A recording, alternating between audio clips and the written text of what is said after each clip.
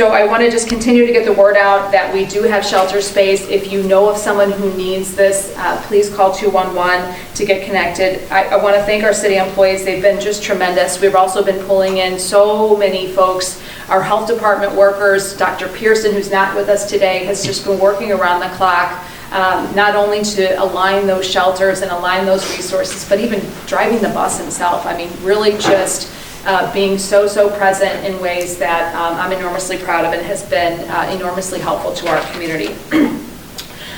As I mentioned, this has been a reduction in fires. Our fire department reported that we normally have 6 calls for fire per day during a period like this, and this year we're averaging just 1 call a day. So a huge reduction in the number of fires that we're experiencing as a result of being able to provide shelter. I can't stress enough how much this matters, especially preventing loss of life at a time, when we have so many folks who are experiencing housing instability as a result of the tornado, but we're seeing homelessness rise nationwide. This has just been an enormous effort and enormous amount of work for our community. We are continuing to serve those. I want to point out too, if you're not homeless but in a vulnerable state and you have any issues with your heat, your electricity, or your functioning heater, through our functional needs registry, we are conducting outreach. We have been. We've already made 5,000 calls to the folks that are on that functional needs registry, providing them with additional supports. This includes individuals who are frail or elderly, have medical needs, and we are working to make sure that we're meeting those needs so that folks can stay warm in the homes that they may have. If you are not on the registry and believe that you might qualify, the number is 314-657-1676. And lastly, I want to talk a little bit about city workforce. We all know what an enormous job our city departments have done. Our police department has also been enormously helpful and enormously present during this massive snow event. You may have seen the videos. If you haven't yet, some of the body cam footage of our police officers in this snow event have been just truly phenomenal and certainly heartwarming. So many of our streets crews have been working tirelessly. As I mentioned, just on our command call this morning, hearing so many of our folks talk about the calls that they were doing at 3, 4 this morning. It's truly around the clock. So I am exceptionally proud and grateful to the work. I'm not going to give ourselves a grade. I think that's something that the public can issue to us. And I know that some folks have already given us grades, but I think that's something for the public to determine. And what would you say to those who the streets are still not clear in their area? I would say, look, we still, we've got our mains and our secondaries and our hill routes done, and I believe we're right, as our director pointed out, done the majority of the side streets. But look, this was the first year that the city proactively did side streets. And while we're 4 days in at this point, we know we haven't gotten them all. We don't have sensors on the road. Report back to us. Let us know where the trouble spots are. We are taking that information through our Citizen Service Bureau. Call us. Let us know. And as I mentioned, this is really the first major snow event that has been led under Director Jackson. We are going to be moving forward with some improvements. We're iteratively improving the system. I'm grateful that we were able to address this snowstorm in the way that we have been, but we are going to be building in improvements to the system for next time.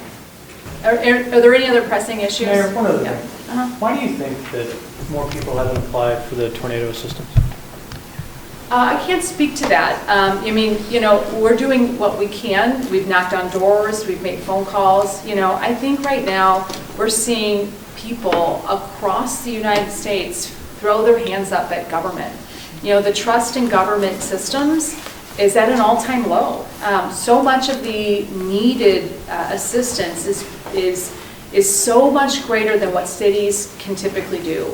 We are in an unusual position in that we've had some RAMS interest funds that we've been able to put, and with the emergency declaration, we were able to triage and do so much work on the front end.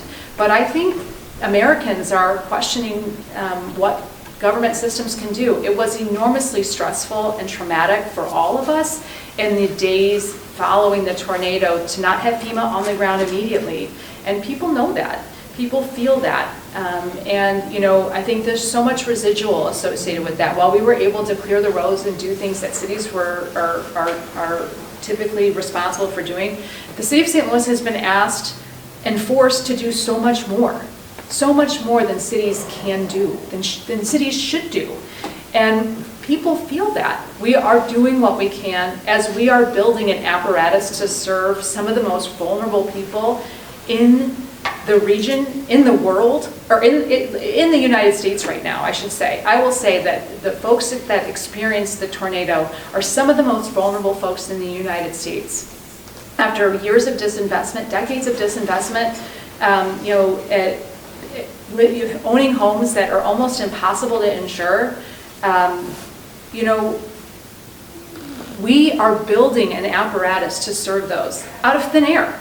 The city didn't have a process to restabilize 100-year-old homes after a tornado.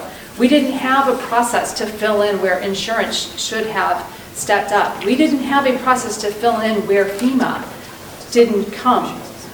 So we are building the machine to serve some of the nation's most vulnerable residents as we are moving through a rapidly changing national environment.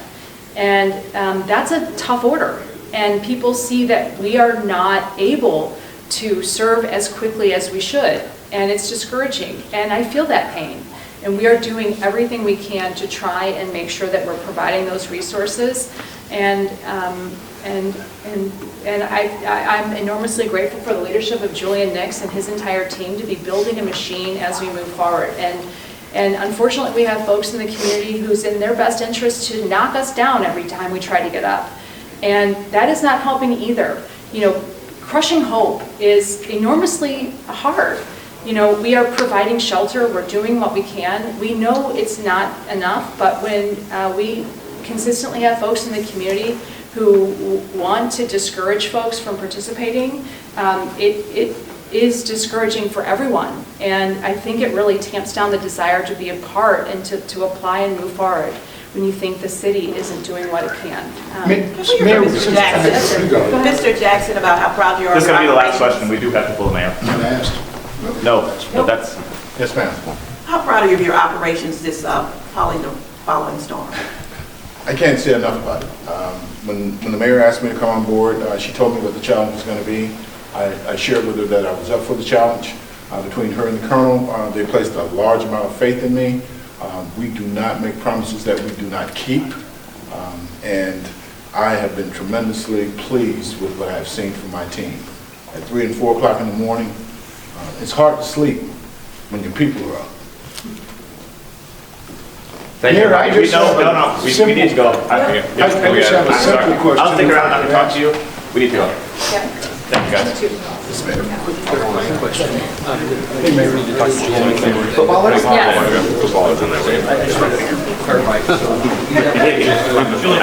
Quick second.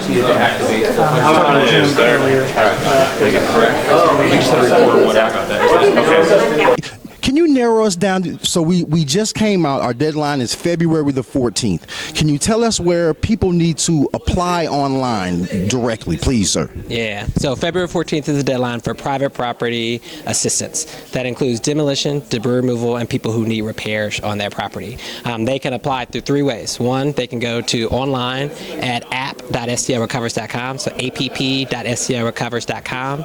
They can go and visit the Outreach Center in person at the Urban League Women's Building on Natural Bridge, and they can also call our call center to do an application. They only need 2 things to apply. It's a photo ID and any insurance documents that they have, and then we will do the rest of the work and we'll follow up with them. What if a person doesn't have insurance? So if they don't have insurance, we'll ask, do you have insurance, yes or no? If you're a no, you don't have to submit any paperwork on insurance. Okay. So folks out there, February the 14th is the deadline. It's very, very important that we get this together together, because what happens after that? Yeah, so after that, so one, I wanted to send a clear message for anyone, even if you missed a deadline, our intent is to help. But the February 14th guarantees that we can maximize the likelihood that we can get FEMA dollars and federal dollars to help support in that recovery effort. So afterwards, we'll see who still hasn't applied. We'll continue to work with people, but February 14th is that deadline. And it also starts giving us a chance to understand who are the people that may not apply, who are the property landlords that are out of town, that have not taken care of their property for a while, and we can start to do work to get them to fix their properties. And it's the tornado stuff, like we said, it's been a lot of disinvestment. Because what city were you in prior to this? I was in Chicago, but I grew up here in St. Louis. What high school did you go to? University City. U City, and that's good to know that you're a U City boy, because people from the community care about the community. No, seriously, because it's not like is the city of St. Louis trying to like pull a scam and like hide the money or something like that? No, and I think that's a common misconception, is that we get the distrust that exists in government. This has come from a lot of history of economic renewal being named as a way to remove black people from homes. We get that, we know that. No, this is really just a way for us to get access to the property, understand what work needs to happen, and to help people through that process. And the tornado stuff, the LRA stuff, people, let's get involved. So honestly, from a very small contractors, because we talked a little bit about contracting stuff, so it's a lot of people out of town who are coming and buying 10 and 20 houses at a time, and they want to redevelop it because they just want to rent homes out to people and make money off of people who live in St. Louis. Let's be real about the situation. You know what I mean? So it's important for people who are renters, like somebody like me who knows other investors who live here, like, hey, you guys got to fix these houses up so we can get the people who are renting houses, renting apartments, who actually can use that same $895, $1,200 that you're spending on rent. You can buy a house with that. So we want to fix up the city of St. And I know everybody's brain, but I'm a contractor too. But no, it's all about, honestly, keeping people here in the city of St. Louis and building up our tax base. Yeah, no, that's exactly right. We want people to be able to return back to these homes. So we recognize there's a lot of owners that are in that area, so about 40% ownership in the tornado zone, but also our renters. And I think the special thing that we're seeing as we've been doing more outreach is a lot of people are still living in these homes. A lot of people, whether they're an owner or a renter, this is home, and they're here to stay. And so we're trying our best to get out there and help.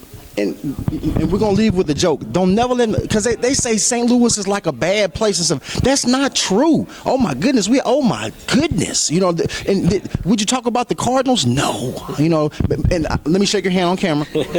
No, because I'm serious. Like, I think the meeting we had at the Black Chamber of Commerce, that was like 6 months ago. I can definitely say I've been calling these people, like, they sometimes they're like, oh, here comes Brian again. You know what I mean? But they are working very hard. Honestly, the mayor of St. Louis is working very hard. She has all the aldermen working hard. The city, of course, our snowstorm that just happened, but the LRA stuff, I'm back to it. Just one more time for the folks for the website, because that's the main thing we're talking about, and the cutoff is February 14th. Yep. So that's just a reminder. The private property assistance application for demolition, debris removal, or repairs, whatever service you want at home, is February 14th. You can apply online at app.stlrecovers.com. Our intention is to help everyone who's involved. We know the recovery effort's been slow. We know the progress in your community has been slow. We expect it to drastically increase in March. And by applying, you can help us do that. That's it. This is the numbers and statistics part. You guys are doing fantastic. Guys, we got to back them up. They're helping us out. Thanks, sir. We're working. Thanks, guys. Thank you, bro. You're the man. I will.